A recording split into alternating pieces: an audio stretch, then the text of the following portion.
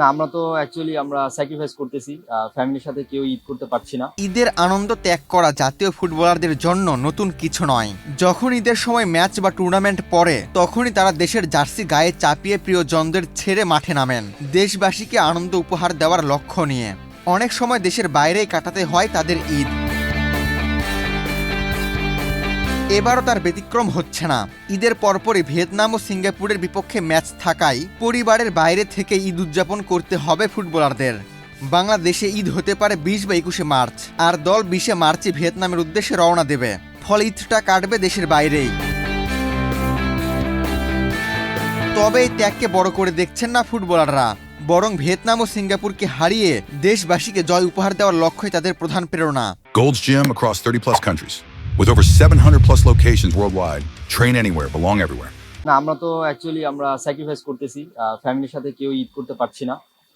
তো at the end of the day আমাদের চেষ্টা থাকবে যেন আমরা ভালো একটা রেজাল্ট করতে পারি এই আসন্ন দুটি ম্যাচে।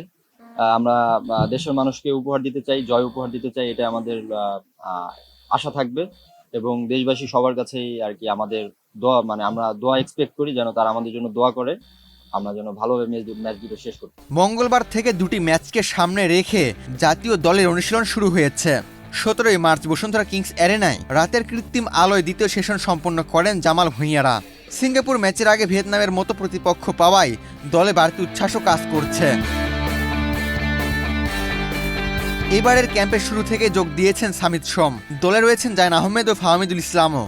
তবে ক্লাব ফুটবলে ব্যস্ততার কারণে এখনো দলের সঙ্গে যোগ দিতে পারেননি হামজা চৌধুরী। তিনি ২২শে মার্চ ভিয়েতনামে গিয়ে সরাসরি দলের সঙ্গে যুক্ত হবেন।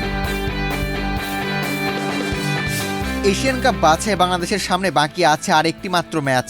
৩১শে মার্চ সিঙ্গাপুরের বিপক্ষে মাঠে নামবে তারা। মূল পর্বে যাওয়ার সম্ভাবনা না থাকলেও ম্যাচটিকে র্যাঙ্কিংয়ে উন্নতির সুযোগ হিসেবেই দেখছেন কোচ হাবিয়ের ক্যাবরেরা। আবু তালহা, বাংলাদেশ প্রতিদিন।